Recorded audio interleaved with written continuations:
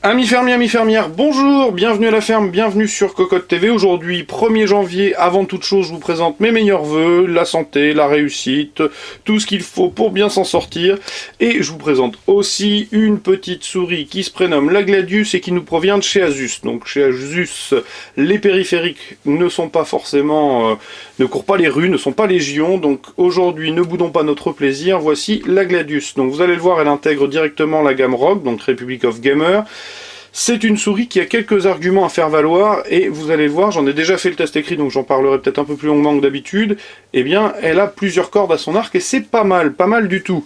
Donc au niveau du packaging, on va retrouver quelque chose de typé Republic of Gamers, donc le regard qui fait très peur, le choix des champions, etc. Boîte à rabat, ça c'est classique, 2-3 petits bandeaux rouges qui nous indiquent les points principaux.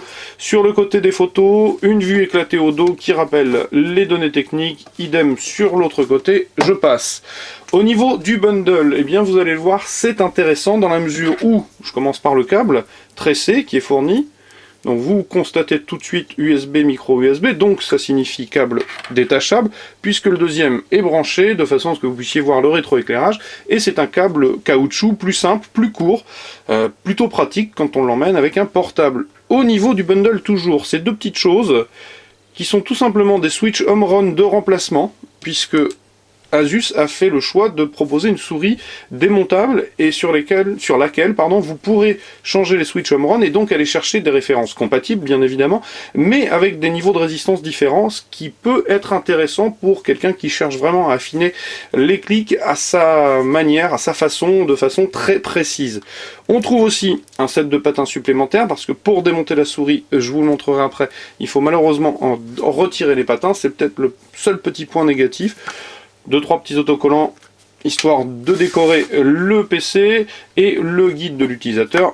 Voilà, on a fait le tour du bundle. La souris en elle-même, la finition est bonne, il n'y a rien à dire. Asus a fait le choix d'un revêtement un peu soft touch, mais beaucoup moins gomme, plus dur, beaucoup moins sensible aux rayures, donc c'est plutôt sympa. Sur les côtés, on retrouve du caoutchouc au motif un peu Maya, alors je les ai appelés labyrinthiques, pardon. Et le seul défaut, entre guillemets, de finition, c'est le choix de la matière ici, qui est un plastique granuleux un petit peu brillant, pas du meilleur effet, notamment devant, mais bon, c'est vraiment pas bien méchant, au final, ça reste quand même une souris assez sympa. Alors vous le voyez, l'ergonomie est plutôt simple, relativement commune, on louche un peu du côté d'une IM 3.0.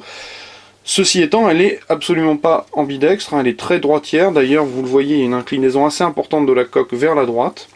Donc la coque porte le logo Republic of Gamers sur l'arrière. En remontant, on a deux séparations biaises avec deux clics légèrement tuilés. Un encart de plastique noir porte le bouton de passage des DPI. Sur le passage des DPI, c'est assez simple, 2 niveaux seulement. Une molette qui met en avant un interrupteur de marque Alp, si je ne m'abuse. Et effectivement, c'est plutôt sympathique. L'écran sont très nets, le défilement très souple. C'est une molette de qualité relativement moyenne, caoutchouc et acrylique comme d'habitude, mais par contre le défilement est vraiment tip top, il n'y a rien à dire de ce côté là. Sur la droite on retrouve donc le pavé de caoutchouc antidérapant, très adhérent.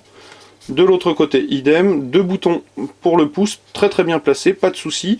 La face avant un petit peu travaillée avec des stries, le câble donc détachable, on retrouve en dessous le loquet de sécurisation, les 4 patins, et vous le voyez, vous avez des petites bandes ici pour aller décoller le patin si besoin, pour retirer les 4 vis et donc ouvrir la souris pour changer les switches. Le capteur qui est un Avago S3988 de tête si je ne m'abuse, donc qui propose 6400 dpi. Donc une souris tout à fait sympathique, peut-être un petit peu lourde à mon goût, mais au niveau de la prise en main, elle est assez consensuelle, je vous l'ai dit, relativement IM 3.0. Par contre, elle est assez longue. Ça surprend un petit peu au début, donc elle est plutôt axée palme et claw grip que véritablement finger, encore que ce soit possible, mais bon, on se retrouve finalement avec une prise en main un peu moyenne entre le claw et le finger, donc bon, la prise en main est plutôt bonne, il n'y a pas de souci, elle glisse très très bien, ça c'est indéniable, je l'ai essayé, elle glisse bien, le capteur en Avago que l'on retrouve chez la concurrence, donc pas de souci de ce côté-là. Donc au niveau des caractéristiques techniques, puisque je vous en ai donné déjà beaucoup, eh bien je vais reprendre pour histoire d'être un peu plus complet. 6400 dpi, je vous l'ai dit, 200 images par seconde, 50 G d'accélération, le pooling rate est à 1000 Hz, mais en réalité il est même paramétrable à 2000 Hz. J'ai pas vu une franche différence, ceci étant, bon, pour quelqu'un qui jouerait très rapidement, ça peut être une idée. Le packaging, je vous l'ai dit, et c'est à peu près tout. Les deux niveaux de DPI, c'est peut-être un peu le point noir de cette souris, c'est-à-dire que vous aurez vraiment que deux niveaux de DPI. D'un autre côté, on les change pas tous les 4 matins. La molette, je vous l'ai dit.